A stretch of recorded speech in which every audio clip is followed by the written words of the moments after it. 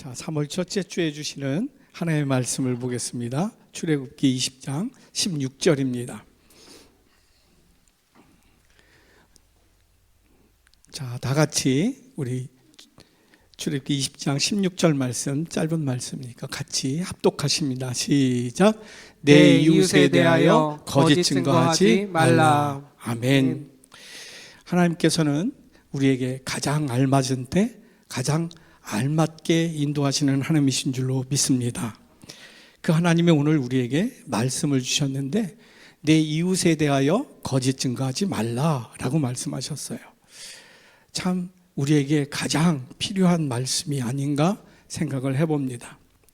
여러분, 세상에 있는 모든 죄와 고통은 무엇으로 시작된지 아십니까? 바로 거짓으로 인해서 시작됐습니다.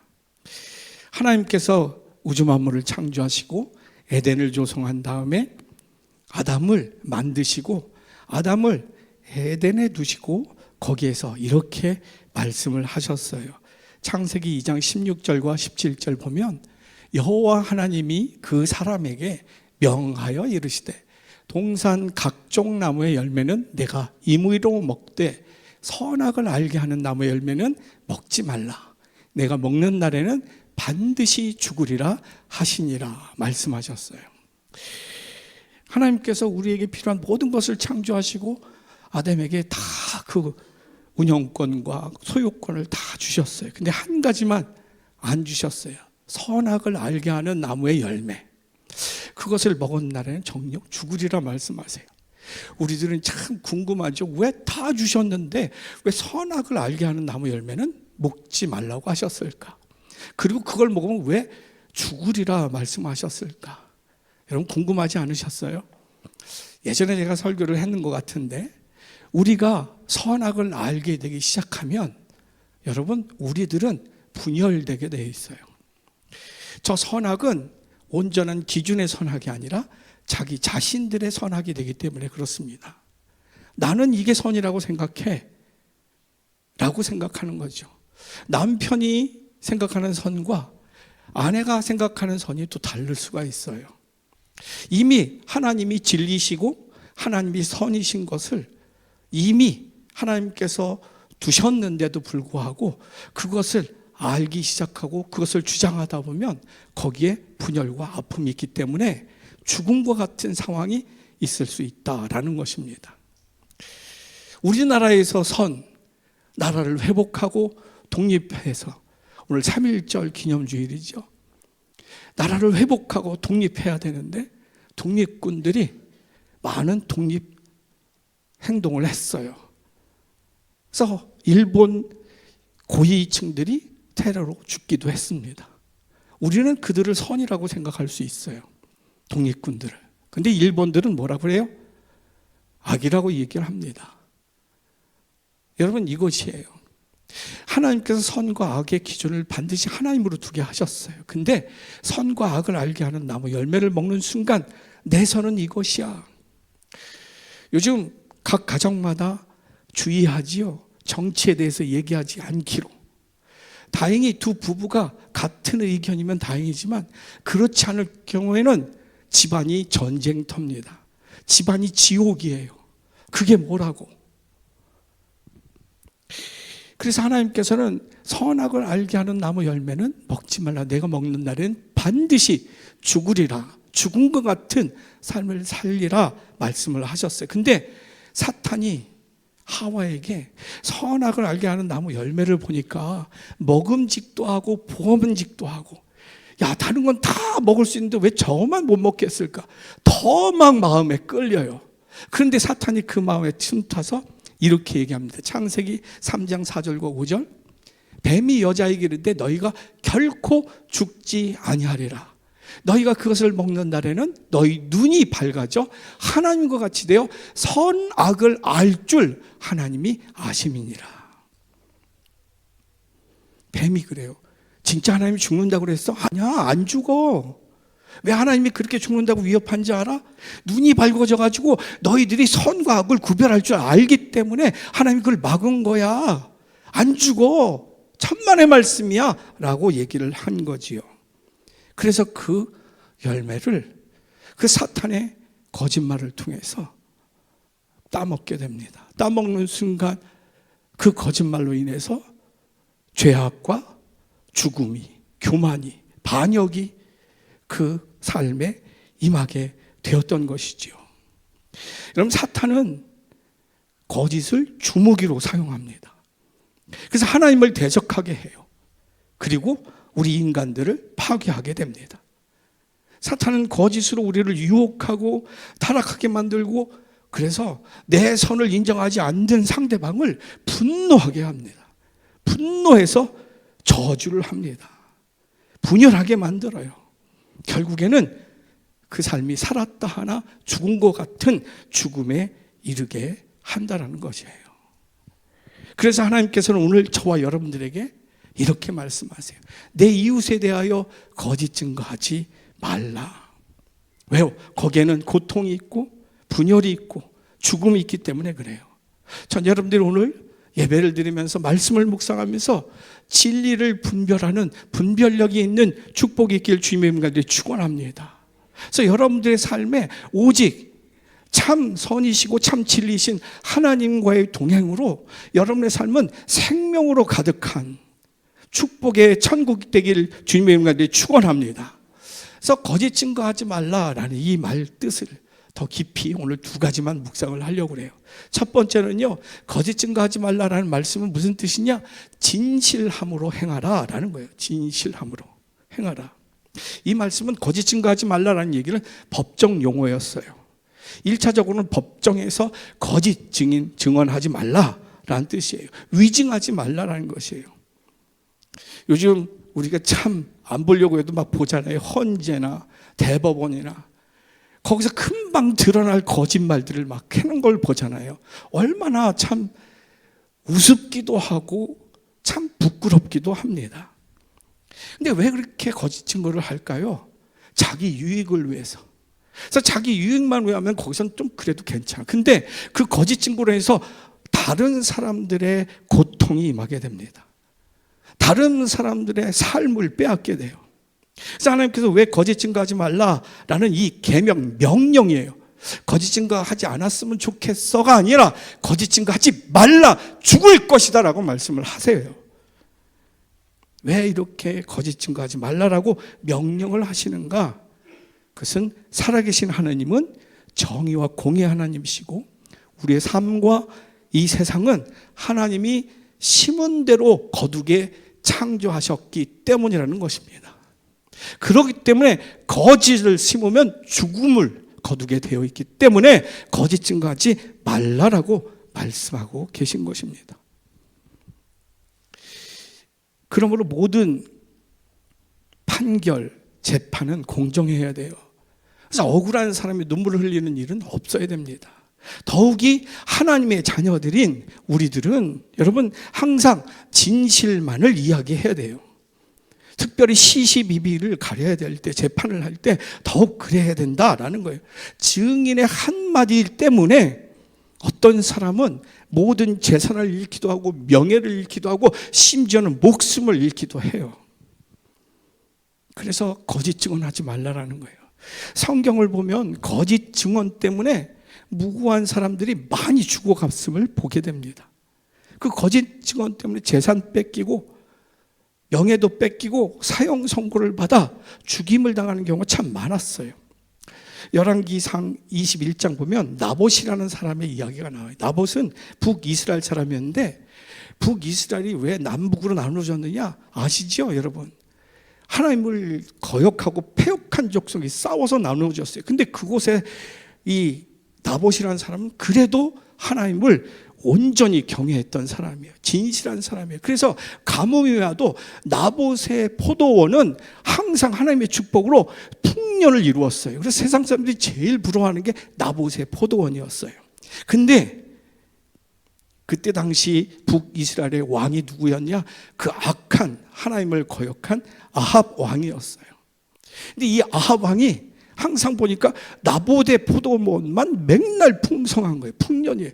그래서 저걸 갖고 싶은 거예요. 빼앗고 싶은 거예요. 그래서 나봇의 포도원을 나에게 팔라, 내가 돈을 주겠다라고 얘기를 해요. 근데 나봇의 포도원은 다른 사람들에게 돈을 주고 사고 팔 수 있는 땅이 아니었어요. 우리가 지난 시간 묵상했죠. 신명기 19장 14절에 보면 내 이웃의 땅의 경계를 옮기지 말라라고 얘기를 했어요. 그것은 다 가나안 땅을 다 정복해서 분배가 끝난 뒤에 얘기하신 게 아니라 가나안 땅에 들어가기 전에, 나누기 전에 하나님께서 그것을 명하셨어요. 12지파가 다 땅을 11지파 나누고 4지파만 제외하고 다 땅을 경계선을 정하셨어요. 그리고 그 지파별로 또 가족별로 이렇게 다 나누게 하셨어요. 그래서 그것을 옮기지 못하게 했어요. 왜? 빼앗지 못하고 아픔으로 죽지 않게 하기 위해서.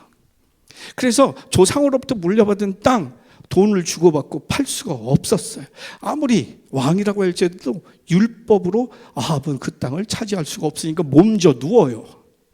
그랬더니 그 왕비가 얼마나 악한 왕비예요. 시돈의 땅 엣바알, 바알의 왕이라는 그 왕의 딸 바알신을 섬기는 이세벨이 하나님을 우습게 알아요. 그러니까 하나님의 율법을 우습게 하네. 당신이 왕인데 저거 하나 못 뺐냐, 나한테 맡겨라, 아이고 한심한 왕이요 하면서 계략을 세웁니다. 어떻게 계략을 세워요? 2명의 거짓 증인들을 매수해요. 그래서 법정에서 나봇을 심판대에 세우고, 저 나봇이 하나님을 저주했다, 그리고 왕을 저주했다, 쿠데타를 일으키려 했다, 하나님을 저주하는 악한 사람이다. 그게 이 율법에 의하면, 모세 율법에 의하면 하나님을 저주한 사람은 돌로 쳐 죽게 했어요. 그래서 나봇은 전혀 그것도 아닌데 그 거짓 증인 2사람 때문에 마을 공동체 앞에서 돌로 쳐 죽임을 당해요. 그리고 그 땅이 공땅이 되죠. 그건 국고로 회수하게 되는 것입니다. 이 거짓 증인 때문에 무고한, 아니 하나님의 귀한 사람이 생명을 잃고 재산을 잃었던 것이에요. 여러분, 예수님의 죽음 어떠죠? 예수님의 죽음도 이 거짓말 때문이었어요. 예수님은 완전한 하나님이시면서 완전한 사람이었어요. 하나님께서는 우리의 삶, 우리의 연약한 육신을 입고 환경에 영향받을 수밖에 없는 우리들이 천국을 어떻게 살지를 알려주시기 위해서 스승으로 구원자로 예수님을 인카네이션, 육신을 입고 이 땅에서 아기 때부터 살게 하셨어요. 똑같이 우리의 육신의 고통 속에서 어떻게 진리로 승리하면서 천국을 살 것인가를 항상 보여주시면서, 심지어 거기에서 더 나가서 다른 영혼들을 치유하고 사랑하고 용서해 주면서 이 지옥 같은 세상에서도 어떻게 천국을 살지를 보여주신 완전한 예수님이셨어요. 그러니 사람들이 예수님을 수없이 따라다니니까 종교 지도자들이 그것을 시기해서 그 시기를 하면서 그것을 어떻게 예수를 잡아 죽일지를 공모하지요. 그 사악한 무리들이 어떻게 해요? 거짓 증인들을 세웁니다. 그래서 공회에서 예수 그리스도를 잡아서 저가 왕이라고, 쿠데타를 일으키려고 황제를 부인하고 자기가 왕이라고 주장합니다 라고 고소를 한 거지요. 빌라도가 네가 진짜 왕이냐? 내가 왕이다. 네가 말한 대로 내가 왕이다. 그런데 나의 나라는 이 땅에 있지 않다라고 말씀해요. 그때 빌라도는 반은 깨닫고 반은 알지 못해요. 한편으로는 이는 죄가 없음을 알게 돼요. 그럼에도 불구하고 이 거짓 증인들로 인해서 반역자를 몰고 결국 사형 선고를 받고 십자가상에 죽게 하셨던 것입니다. 여러분, 이 거짓이 이런 것이에요. 거짓이 쉬운 게 아니에요. 거짓은 세상을 분열하게 하고 고통과 질병과 죽음을 갖고 오게 합니다. 그래서 하나님은 내 이웃에 대하여 거짓 증거하지 말라 명령하시는 거예요. 좀 안 했으면 좋겠다가 아니에요. 그래서 결론이 어떻게 돼요? 나봇은, 여러분 열왕기하 9장 30절 이하에 보면 그 거짓의 증언으로 인해서 나봇을 죽이고 포도원을 빼앗은 이세벨을 하나님이 심판하세요. 예후라는 왕을 하나님께서 북이스라엘로 세우고 그 성에서 던져지게 됩니다. 성에서 던져진 이세벨은 산산조각이 나요. 그리고 들깨들이 그 시체를 다 뜯어먹게 해요. 그리고 그 뼈들을 그 나봇의 포도원에 거름으로 주게 됩니다. 그렇게 욕망으로 취했던 그 땅에 거름이 되는 거예요. 하나님께서는 우리에게 말씀하세요. 내 이웃에 대하여 거짓 증거하지 말라. 그럼 이 계명은요, 좀 넓은 의미에서 이웃을 해치는 모든 부정한 말을 금한다라는 거예요. 즉 거짓말이나 허위 사실을 조작해서 날조하는 말, 악의를 가지고 중상모략하는 말들을 하지 말라라는 명령이에요. 근거 없이 헛소문을 퍼뜨려서 남을 헛듣고 나의 유익을 챙기는 그런 일들을 하지 말라라는 거예요. 그러면서 하나님께서 이렇게 말씀하세요. 레위기서 19장 16절 한번 같이 읽을까요? 시작. 너는 내 백성 중에 돌아다니며 사람을 비방하지 말며 내 이웃의 피를 흘려 이익을 도모하지 말라. 나는 여호와이니라. 아멘. 저 사람이 그랬대. 어떻게 그럴 수 있어? 저 사람 참 나쁜 사람이야. 하지 말라는 거예요. 맨 밑에 주황색으로 나는 여호와냐. 제 무슨 뜻이에요? 내가 다 듣고 있노라라는 거예요. 내가 나 심판한다라는 뜻입니다. 내가 다 갚을 거라는 것이에요. 심은 대로 거두게 할 것이라는 뜻입니다. 결국 거짓말은 남을 고통 가운데 던지는 것뿐만 아니라 그 거짓말하는 자신도 죽음에 이르게 될 것이라는 말씀인 거예요. 이게 얼마나 무서운 말씀인지 몰라요. 전 여러분들의 말 속에 항상 여러분 사랑만 있길 간절히 소망합니다. 용서만 있길 간절히 소망합니다. 격려와 칭찬만 있길 간절히 소망합니다. 심판은 하나님이 하세요. 거짓말로 많은 사람들이 죽어요. 1973년 미 대법원, 요즘은 대법원도 우스워 보이더라고요. 헌법재판소 같은, 참 거기도 난 그렇게 멋있는 분들인 줄 알아서 공부 잘하고 그랬더니 이게 뭐 진짜 부끄럽고 창피하고. 근데 1973년 미 대법원에 미국의 한 자매가 대법관들 앞에서 막 통곡하면서 울면서 이렇게 호소해요. 재판관님들, 저는 너무 억울합니다. 제 뱃속에 있는 아기는 내가 원한 아기가 아닙니다. 저는 원하지 않는 임신을 한 것입니다. 이 아기는 나를 강간한 사람의 아이입니다. 강간을 당해도 무조건 아기를 낳아야 합니까? 라는 거예요. 낙태가 불법입니까? 이 여자의 호소로서 법관들은 5대4로 1973년 미국의 낙태 허가법안이 통과됩니다. 그로부터 바로 그 해부터 미국의 청소년 여자들이 낙태가 엄청나게 증명해서 매년 150만 명의 낙태건이 보고되고 있어요. 이건 보고 수치예요. 그러니 보고되지 않은 수치는 얼마나 많겠네요. 150명도 아니고 150만 건이에요. 150만 건. 그런데 놀랍게도 1년 뒤에 한 매거진에서 이 자매를 돈을 줄 테니까 인터뷰하자. 인터뷰를 했는데 이 여자가 그렇게 얘기해. 히히덕거리면서 나는 그때 강간당해서 아이를 낳은 게 아닙니다. 난 즐기려고 즐겼는데 임신이 된 것입니다. 그리고 그 아빠가 누군지도 전 모릅니다. 결국 이 한 여인의 거짓 증언으로 인해서 지금도 귀한 생명들이 어머니의 자궁에서 수백만 명이 죽어가고 있다는 것이에요. 여러분, 거짓말의 결과가 이런 것이에요. 나 혼자 조금 살자고, 나 혼자 유익하자고, 그 거짓이 이러한 수많은 사람들의 죽음을 가져오게 됐다는 것이에요. 그럼 반면 거꾸로 생각하고 정직하면 어떨까? 진실함으로 행하면 어떨까라는 거예요. 진실하면 사실 이 세상 살기 힘들어요. 왜 바보같이 사냐?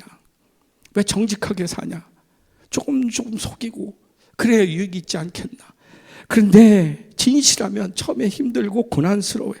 그리고 망할 것 같지만 이 세상은 하나님께서 정의와 공의로 다스리는 세상이기에 반드시 승리할 줄로 믿습니다.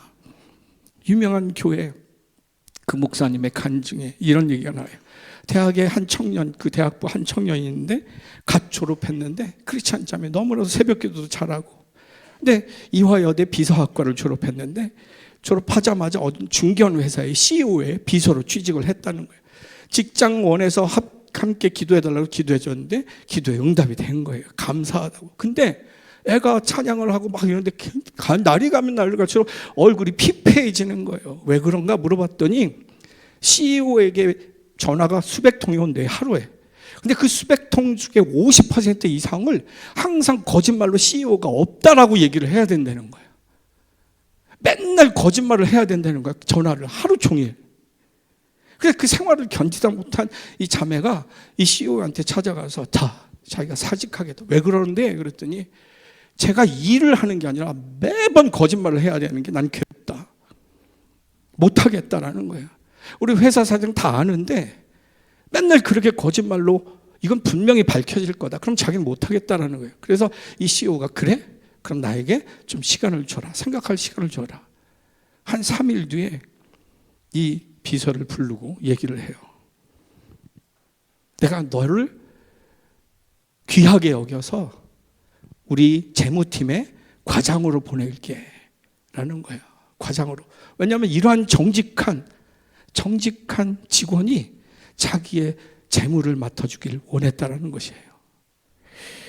여러분, 이 세상에서 법이나 사회제도보다 더 강한 것이 무엇이 있을까요? 한때는 대통령이 최고의 권력자처럼 느껴졌어요. 근데 요즘은 참 한심하고 불쌍하게 보여요. 그래서 한때는 또 국회의원이 최고인 것처럼 느껴졌어요. 그런데 요즘은 또 그렇지 않아요. 그래서 요즘은 또 판사가 최고처럼 느껴져요. 실제로 그가 어떻게 됐든 뭐든 그렇게 보이지요. 그런데 그러한 법이나 사회제도보다 더 강한 것이 있을까요? 저는 믿습니다. 그 강한 것은 하나님의 진리와 그것을 믿고 지키는 우리 하나님의 백성의 양심인 줄을 전 믿습니다. 법도 속이고 사회제도도 왜곡되어서 이 진리가 무너지고 아프고 전쟁터와 같은 그러한 사회라 할지라도 크리스천의 양심만 살아있다면, 하나님의 진리에 대한 확실한 믿음만 살아있다면 그 사회 공동체는 반드시 회복될 줄 전 믿습니다. 그러나 하나님의 진리가 부인되고 부정되어지고 크리스찬 양심들이 병들면 그 가정 공동체, 그 직장 공동체, 그 나라 공동체는 반드시 무너지게 될 줄로 전 믿습니다. 여러분들의 가정 공동체, 여러분들이 직장 다니시는데 직장 공동체 거기에 진리가 살아 있습니까?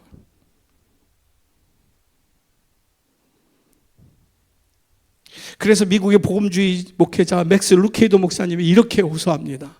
그리스도인들이여 말과 행동이 일치되게 하십시오.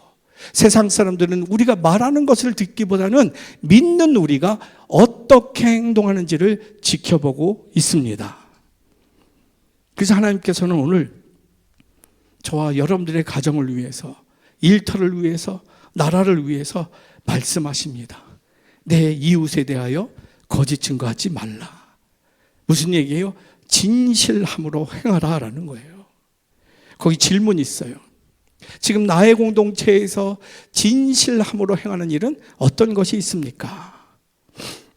여러분의 공동체에서, 여러분 가정 공동체, 직장 공동체, 학교 공동체, 나라 공동체에서 진실로 행하는 일들, 회복하고 생명으로 살리는 일들은 어떤 것이 있는가라는 거예요. 전 여러분들이 먼저 하나님 살아계심을 볼 수 있길 간절히 소망합니다.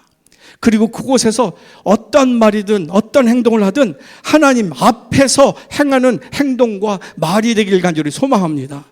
여러분, 진실하면 하나님이 느껴져요. 진실하면 그래서 행동하게 되어 있어요. 그냥 가만히 있을 수가 없어요. 진실하면 행동할 수밖에 없어요. 저는 그러한 저와 여러분들로 인해서 여러분의 가족들, 특별히 여러분의 자녀들이, 직장 동료들이 세상 사람들이 하나님 살아 역사하심을 알게 되길 주님의 이름 간절히 축원합니다. 거기에 소망이 있어요. 두 번째, 거짓 증거하지 말라라는 뜻은 정직으로 승리하라는 뜻이에요. 정직으로 승리하라.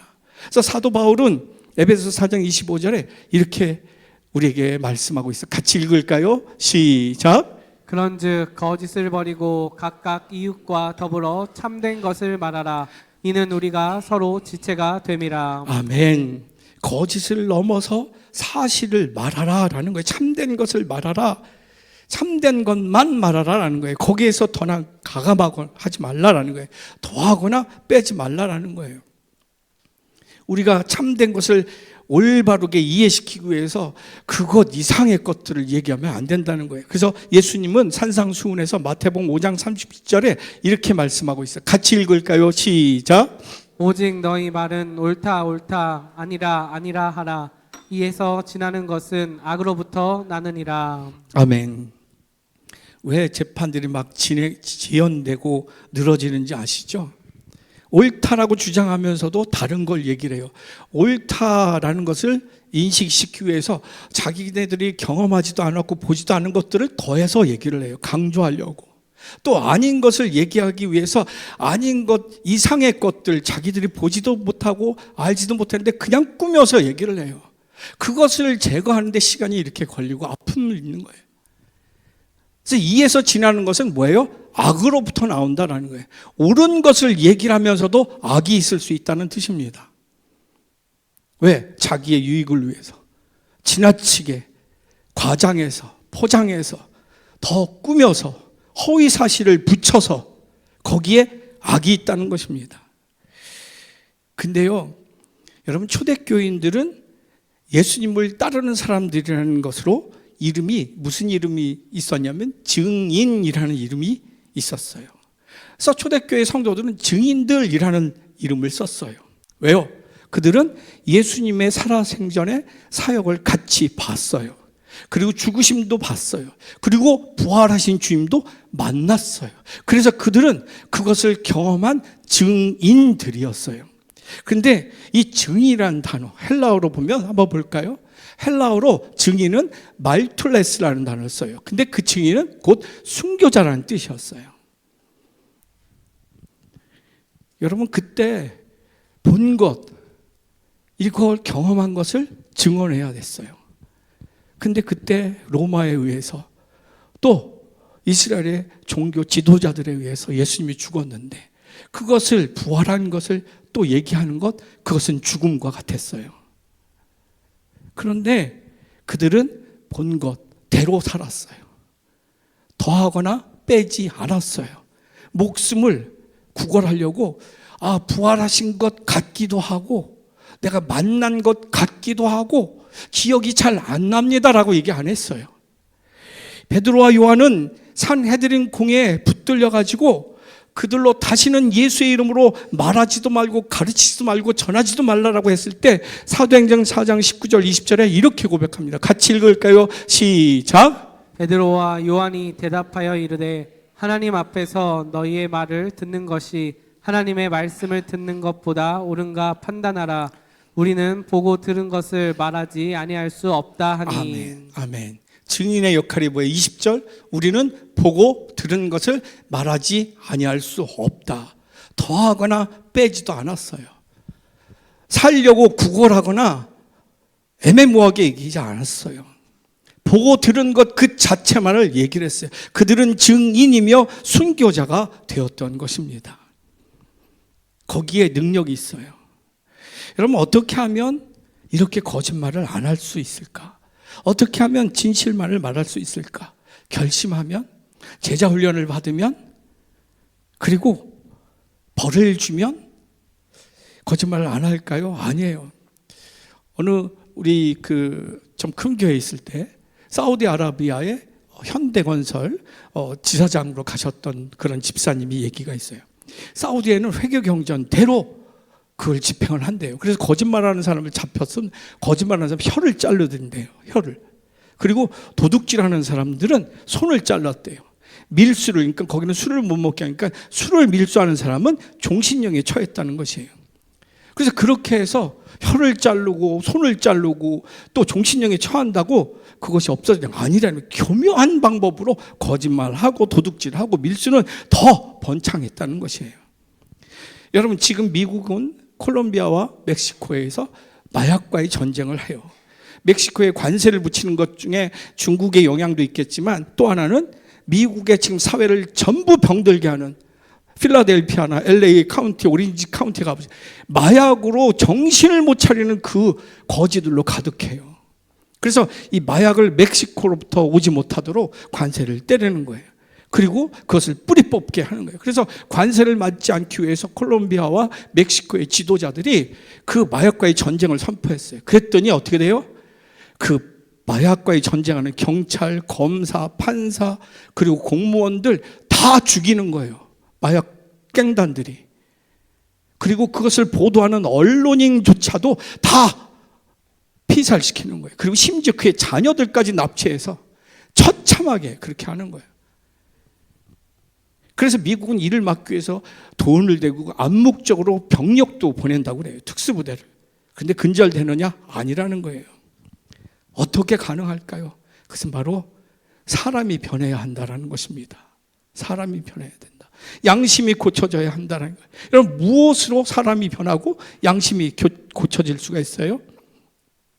그것은 부활하신 예수님을 만나면 사람이 변할 줄로 믿습니다. 분명히 죽음으로 끝날 것 같았는데 그 죽음을 이기시고 부활하신, 우리의 삶이 여기서 살다가 끝나는 것이 아니라 영생이 있음을 알려주실 그 살아계신 예수님을 만나면 그 삶이 바뀌게 되는 줄로 믿습니다. 여러분, 삭개오 아시죠? 삭개오는 어렸을 때부터 상처가 많았어요. 가난했고 키가 유독 작았어요. 그래서 먹을 것도 없고, 그래서 거지 같은, 더군다나 키가 작으니까 친구들한테 왕따 당하고 고통을 당했어요. 그래서 그는 분노로 가득했어요. 무슨 수를 써도 권력을 잡겠다, 부를 잡겠다. 그는 그래서 악착같이 불법을 행하면서도 권력을 잡고 돈을 잡았어요. 세관장이 됐어요. 마태는 세리인데 세리들을 부리는, 100여 명을 부리는 세관장이 됐어요. 국세청장까지는 아니더라도 엄청난 파워가 있었어요. 그런데 어떻게 부를, 10,000원을 세금을 매겨야 되는데 40,000원을 매기는 거예요. 그래서 10,000원은 오리지널로 매겨서 로마로 보내고, 또 10,000원은 그걸 가지고 종교 지도자들한테 뒷돈 아부하고 20,000원을 자기 일로 착복한 거예요. 엄청나게 부를 쌌어요. 그것으로 고통당하는 사람들의 고통을 보면서 쾌락을 느꼈어요. 잘못이라고 생각을 안 했어요. 왜? 마음이 그렇게 상처로 굳어져 있기 때문에 그래요. 근데 그가 변했어요. 누가복음 19장 8절에 보면 삭개오가 서서 주께 여짜오되 주여 보시옵소서, 내 소유의 절반을 가난한 자들에게 주겠사오며 만일 누구의 것을 속여 빼앗은 일이 있으면 내 갑절이나 갚겠나이다. 누가 야 삭개오 너 그렇게 살지 마라 얘기한 사람이 없어요. 만약에 그 권력자에게 너 그렇게 살면 안 돼라고 했으면 어떤 일이 벌어졌을지 몰라요. 근데 예수님조차도 그를 만나서 너 그렇게 살지 마 라고 얘기한 게 없어요. 그러면 무엇이 삭개오로 하여금 자기 죄에 대해서 회개하고 돌이키게 했나라는 거예요. 간단해요. 예수님께서 그와 하루를 함께 보내셨다는 것이에요. 다시 말해서 예수님의 마음으로 그의 삶이 채워졌다라는 것이에요. 여러분, 우리가 이 생명의 주인이시고 부활하신 예수님이 우리의 삶에 함께 하시면 우리에게도 이러한 삭개오 같은 일이 벌어지게 되는 줄로 믿습니다. 우리가 부활하신 예수님과 함께 했을 때, 그리고 그 절대 같이 하고 싶지 않은 나에게 오셔서 내가 나를 봐도 참 추하고 미운 모습들이 있는데 그러한 나를 찾아오셔서 나와 함께 하시는, 나를 용서하시는, 나를 존귀히 여기시는 예수님의 마음을 느끼게 되면 거기에서 놀라운 변화가 있게 된다는 것이에요. 내가 너무나도 미운 사람이 있어요. 정말 치를 떠는 사람이 있어요. 제발 안 보였으면 하는데 안 볼 수가 없는 상황이라서 힘든 사람이 있어요. 근데 그 사람을 예수님의 눈으로 보기 시작합니다. 그랬더니 그가 얼마나 불쌍한지요. 그도 내가 미워하는 만큼 그 잘못된 마음들, 악한 마음들, 모난 마음들, 그 추한 모습들이 얼마나 예수의 보혈에 피가 필요한지 보이기 시작합니다. 그리고 얼마나 예수님께서 하늘 보좌 옆에서 이 영혼을 위해서 기도하고 있는지 그게 느껴지기 시작합니다. 그리고 내가 모든 것을 하는데 너무나 갈등이 있어요. 힘든 일도 예수 그리스도의 눈으로 보면 벌써 이 길이 열리게 돼요. 보여지게 돼요. 여러분, 무슨 일을 할 때 가정에도 일도 있고 직장에 일도 있고 학교에도 일이 있죠. 너무나 힘든 일을 속상 절대 해결이 참 어려운 일들이 있어요. 이 나라도 마찬가지예요. 근데 예수님의 눈으로 보면 거기에 방법, 길이 열리게 되는 것이지요. 그때 결코 이길 수 없는 용서의 마음도 이기고 음란과 거짓을 이기게 되는 것이에요. 여러분, 내 삶에, 내 가정에, 내 일터에 부활하신 예수님이 임하실 때 그때는 삶의 방식이 달라지게 되는 것입니다. 지금 우리의 삶에, 우리의 가정에 정말 총체적인 위기, 너무나도 어려운 위기는 무엇으로 시작됐습니까? 거짓으로 속이고 양심의 상실로 초래된 일들이에요. 그래서 도산 안창호 선생님은 이렇게 외쳤어요. 민족을 깨웠어요. 거짓이여, 너는 이 민족을 망친 원수로다 라고 선포를 했습니다. 이 말씀이 우리에게 지금 얼마나 필요한지요. 여러분, 남 탓을 하고 세태 탓을 할 이유가 없어요. 우린 다 알죠. 소돔과 고모라가 어떻게 멸명했습니까? 죄가 너무나도 많아서요? 아니에요. 의인 10명이 없어서, 의인 10명이 없어서 그 도성이 불바다가 됐습니다. 지금 하나님께서는 이 말씀을 주시면서 이 시대에 정직한 하나님의 자녀들을 찾고 계신 줄로 믿습니다. 왜요? 의인 10명을 위하여서. 그래서 러시아 대문호 도스토옙스키가 우리에게 이렇게 권면합니다. 같이 읽을까요? 시작. 진실한 생활로 시정일관하십시오. 그렇게 살면 많은 적을 얻게 될지 모르지만 그러나 얼마 안 돼요. 그 많은 적들이 모두 다 당신에게 굴복할 것입니다. 아멘. 여러분, 이 나라, 이 땅은 하나님께서 주관하신 줄 믿습니다. 여러분, 그것을 기억하십시오. 3.1운동 15살, 16살, 17살 아이들이 했어요. 무슨 의미가 있을까요? 그 당시에 일본군 총칼 앞에서 중국도 무너지는데 그 어린 학생들이 무슨 영향력이 있었을까요? 근데 그 배후에 하나님이 계셨어요. 그리고 얼마 안 있다가 독립된 줄로 믿습니다. 질문 드리고 마치겠어요. 지금 나에게 있어서 정직으로 어둠을 밝히는 일은 무엇이 있습니까? 여러분, 정직으로 어둠을 밝히는 일. 여러분, 가정에서, 일터에서, 주변에서 하나님 말씀에 반하는 주변에 거짓된 것, 잘못된 것, 암묵적으로 인정되는 죄, 그런 것들이 어떤 게 있냐라는 거예요. 의뢰 그렇게 장사해, 의뢰 그렇게 사업을 운영해, 의뢰 그렇게 학교를 운영해. 그러지 않으면 수익이 안 생겨. 거기에 멸망이 있어요. 저는 여러분들이 하나님이 결론이심을 알기를 간절히 소망합니다. 우리의 끝이 하나님의 심판대임을 꼭 기억하실 수 있기를 간절히 소망합니다. 이것이 믿어지는 사람은 지금을 올바로 정직하게 살게 될 줄로 믿습니다. 그리고 심은 대로 거두게 될 줄로 믿습니다. 말씀 정리합니다. 내 이웃에 대하여 거짓 증거하지 말라는 뜻은 진실함으로 행하라라는 거예요. 우리의 삶의 사명이라는 것입니다. 그리고 우리의 존재의 이유고 우리의 능력이라는 것이에요. 두 번째, 정직으로 승리하라는 것은 결론이 하나님이시라는 것을 알라라는 것입니다. 전 여러분들로 인해서 영원한 생명과 능력이 여러분의 삶에 자녀들에게 임하기를 주님의 이름 간절히 축원합니다.